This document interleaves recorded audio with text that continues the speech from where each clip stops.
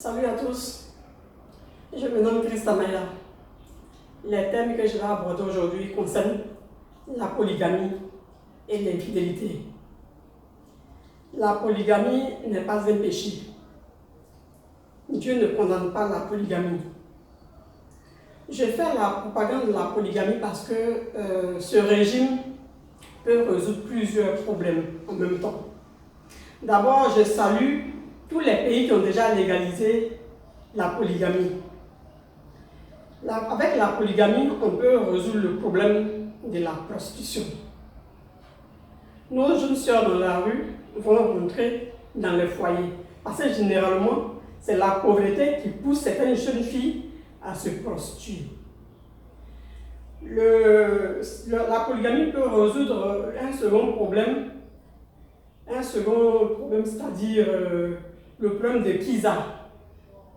Ce n'est pas un honneur pour une femme qu'on t'appelle voleuse de mari, ou maîtresse, ou deuxième bureau. Non, non, on ne doit pas appeler une femme deuxième bureau, ou Kisa, ça veut dire Kisa veut dire voleuse de mari.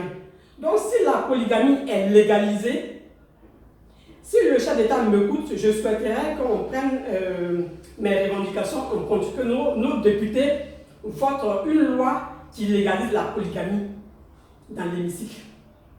Que le président de la République aussi se penche sur ce sujet-là. Donc, comme je disais, dorénavant, qu'avec la polygamie, on peut résoudre le problème de la prostitution et les jeunes dames qu'on appelle Kisa désormais seront reconnues. J'aimerais que les premières dames soient indulgentes parce qu'avec la jalousie, quand tu aimes ton homme, tu ne veux pas le partager avec une autre femme. Tu ne veux pas avoir de co-épouse.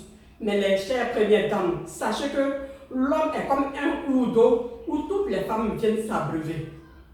Nos parents, un vrai Africain, un vrai roi, un vrai chef doit être un polygame. C'est comme ça la culture africaine.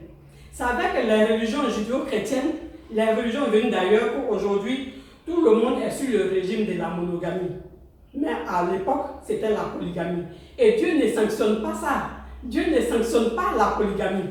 Parce que pour preuve, dans les livres, nous avons l'histoire d'Abraham. Abraham était un polygame. Même si sa deuxième femme était une servante, mais une femme est une femme, peu importe sa profession.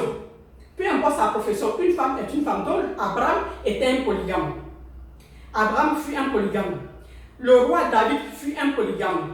Salomon également fut un polygame. Mais Dieu a béni ces personnes-là à jamais. Dieu a béni les descendants de David. Et c'est parmi les descendants de David que Jésus est venu. Jésus était un rejeton de David. Jésus-Christ est de la lignée de David.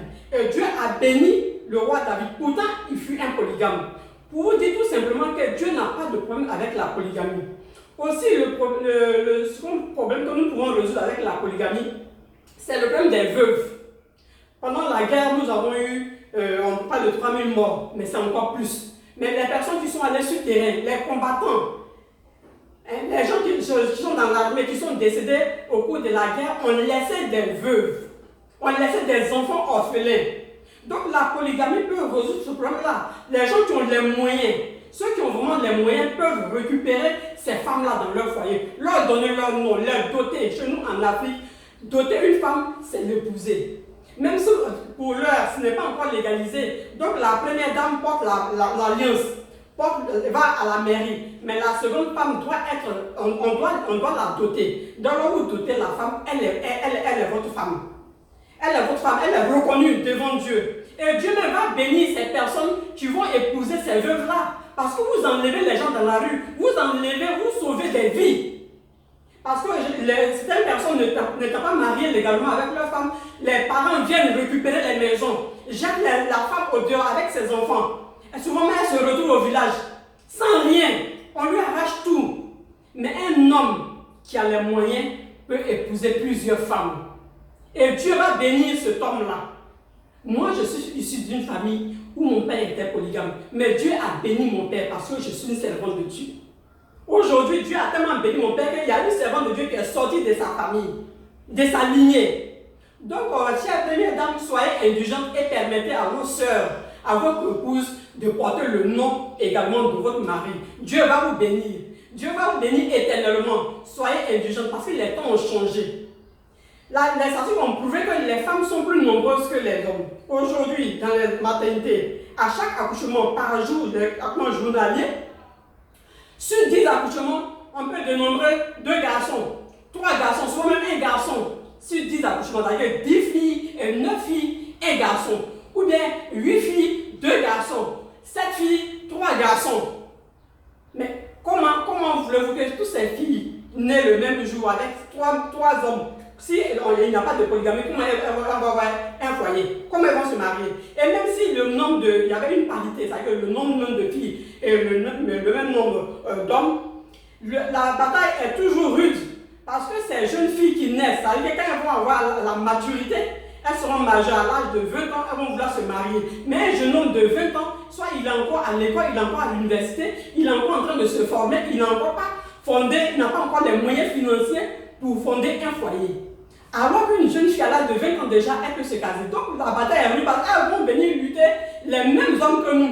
C'est-à-dire que les personnes qui ont déjà les moyens, qui sont déjà assis. Donc, tout compte fait, la bataille est rude. Donc, les chères premières dames, soyez indulgentes et permettez à vos sœurs d'avoir aussi un foyer. Ça, j'en ai fini avec vous. En tout cas, sachez très bien que Dieu ne condamne pas la polygamie. Ça sera encore une très bonne chose. Donc, militez, soutenez-moi afin que toutes nos sœurs soient casées. Ça, en tout cas, que Dieu vous bénisse d'avance pour votre indulgence. Je vais maintenant aborder le second sujet qui est l'infidélité. Je vais encore vous choquer parce que Dieu ne condamne pas l'infidélité de l'homme. Oui, Dieu ne condamne pas l'infidélité de l'homme parce que l'homme est un éternel chasseur. C'est-à-dire que dans la nature de l'homme, il est né naturellement, il est infidèle. Il est infidèle tout simplement parce que lui, c'est lui qui drague. Lui, c'est un chasseur. Il faut qu'il cherche afin d'avoir sa seconde épouse. Il faut qu'il drague pour avoir une seconde femme. S'il n'est pas infidèle, c'est-à-dire s'il ne cherche pas de femme, comment est-ce qu'il va épouser les femmes qui sont au dehors? Donc Dieu ne condamne pas l'infidélité de l'homme. Par contre, Dieu condamne l'infidélité de la femme. Oui. Parce que la femme, c'est l'homme qui épouse la femme et non le contraire. Et c'est la femme qui tombe enceinte. Donc la femme ne peut pas aller chercher l'enfant d'une autre personne pour l'amener dans un foyer. Donc, souffrez et acceptez que l'homme soit infidèle afin d'épouser les femmes qui n'ont pas de mari. En tout cas, en bon entendeur, salut. Soyez choqués, mais c'est comme ça. Il n'y a rien à faire. Je pardonne l'infidélité des hommes parce qu'ils doivent avoir plusieurs femmes. Un point, c'est tout. Voilà, ayez beaucoup d'argent. Surtout les hommes qui ont de l'argent, épousez le nombre de femmes que vous pouvez pouvoir donner des foyers à nos sœurs. Je vous remercie.